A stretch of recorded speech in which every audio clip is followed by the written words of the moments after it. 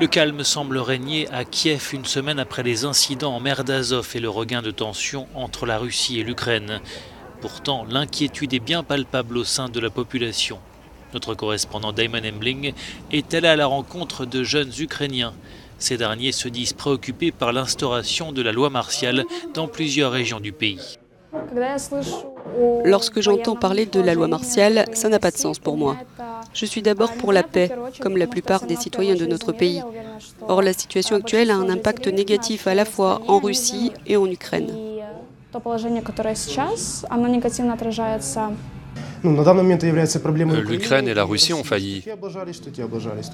Nous devons suivre notre propre chemin. Voilà ce que j'aimerais dire aux autorités, car nous ne contrôlons pas notre pays. Nous sommes gérés par l'Europe, l'Allemagne, les États-Unis. C'est mon opinion.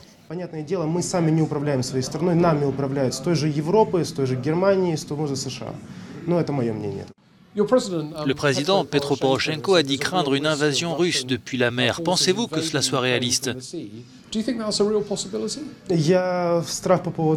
Je n'ai pas peur de cela. Jamais les Russes ne nous attaqueront et n'en tireront aucun bénéfice, et nous non plus.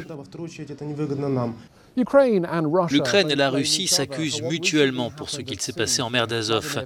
Vladimir Poutine a accusé les marins ukrainiens d'avoir franchi illégalement la frontière russe, tandis que le président ukrainien Petro Poroshenko tente de son côté de booster sa cote de popularité avant l'élection présidentielle de mars prochain. Pendant ce temps, Poroshenko accuse Moscou de violer le droit international et prévient la Russie qu'elle paiera le prix lourd si l'Ukraine est attaquée. Suite aux incidents en mer d'Azov, le président ukrainien a promulgué la loi martiale. Introduite pour 30 jours, elle ne s'applique pas à Kiev, mais dans 10 régions frontalières et côtières du pays. Autre mesure lourde de sens, l'Ukraine a fermé ses frontières aux ressortissants russes âgés entre 16 et 60 ans.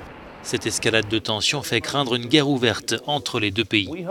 Nous espérons voir davantage de navires de l'OTAN ici dans la mer Noire. Personne ne veut d'une guerre ouverte avec la Russie, y compris l'OTAN. Et bien sûr, l'Ukraine ne veut pas non plus être en guerre.